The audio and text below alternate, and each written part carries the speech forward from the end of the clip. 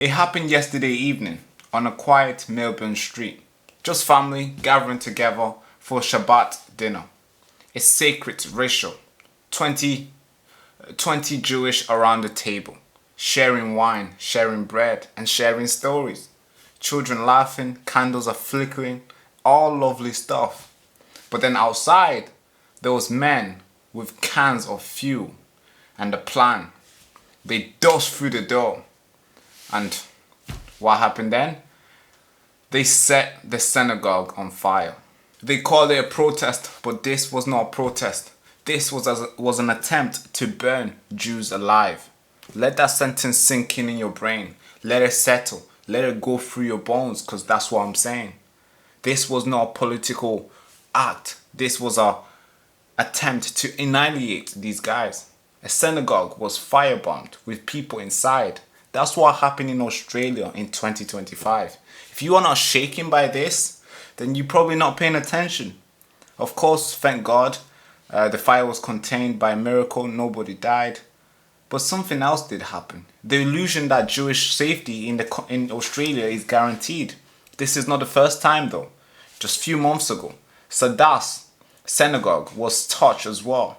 2 synagogues, 2 fire, and 1 terrifying message. You are not welcome in Australia. If you think that's not enough, well, the same day, just hours later, on another street, a mob stormed Mizoon, an Israeli restaurant in Melbourne, and they were shouting threats. While people were having dinner, these guys went in and started shouting death, death to the IDF.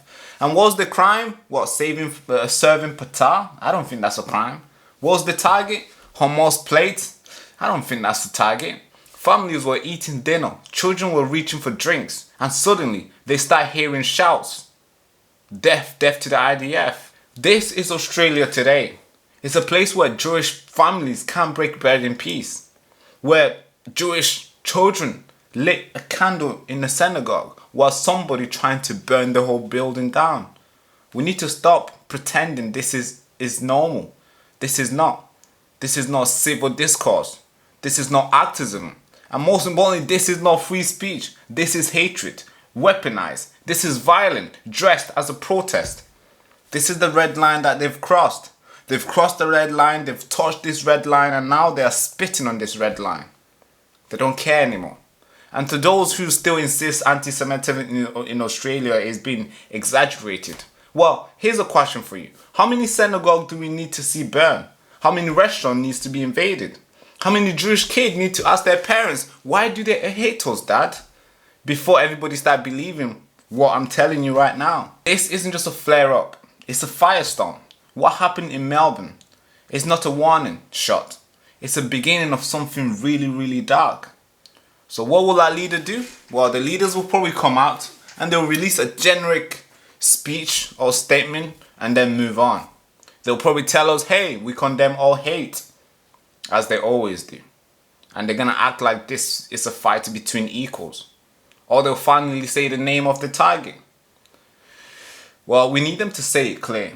Jews are being hunted in broad daylight, in the dark, in the synagogue, in restaurants, in Australia. They've been hunted. Enough is enough. Let's not stop this quiet diplomacy. Stop this whispering sympathy. Australia need action. They need to be arresting. They need to have consequences, and justice needs to be served. We need leaders who can stand shoulder to shoulder with Jewish people. We need Australia and all Australians to look the monster in the eye and say, not here. Because if they can't stop this now, this fire will spread. It will lead from synagogue to mosque, from mosque to churches, from churches to school, from school to restaurants, even to home. This is not a Jewish problem. This is an Australian emergency. History is watching, and the fire are just rising. And the question is no longer what happened.